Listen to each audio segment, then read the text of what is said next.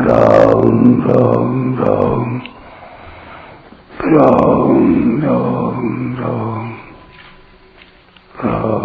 राम राम नारायण नारायण।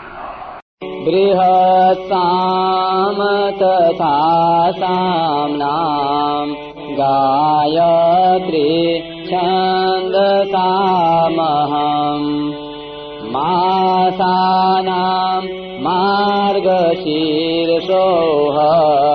मृतूनां कुसुमाकरः। 35वां श्लोक।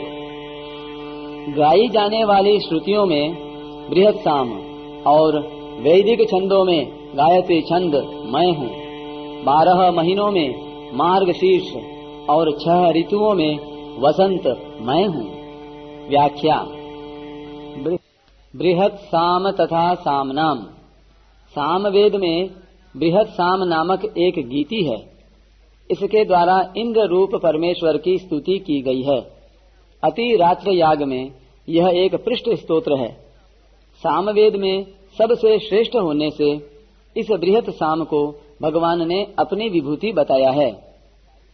इस 10वें अध्याय के 22वें श्लोक में भगवान ने वेदों में सामवेद को अपनी विभूति बताया है और यहाँ 35वें श्लोक में भगवान ने सामवेद में भी बृहत् साम को अपनी विभूति बताया है। गायत्री छन्दसामहम्। वेदों की जितनी छंदोबद्ध ऋचाएं हैं उनमें गायत्री की मुख्यता है। गायत्री को वेद जननी कहते हैं क्योंकि इसी से वेद प्रकट हुए हैं।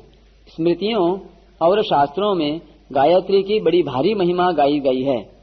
गायत्री में स्वरूप, प्रार्थना और ध्यान तीनों परमात्मा के ही होने से इससे परमात्म तत्व की प्राप्ति होती है।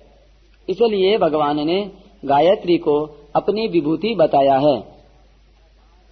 मासानां मार्गशीर्षोऽहम्।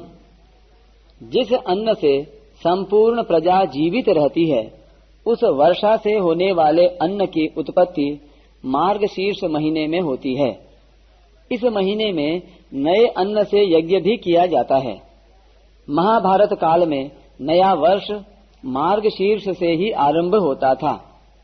इन विशेषताओं के कारण भगवान ने मार्गशीर्ष को अपनी विभूति बताया है। ऋतूनां कुसुमाकरः। वसंत ऋतु में बिना वर्षा के ही वृक्ष, लता आदि पत्र पुष्पों से युक्त हो जाते हैं। इस ऋतु में न अधिक गर्मी रहती है और न अधिक सर्दी।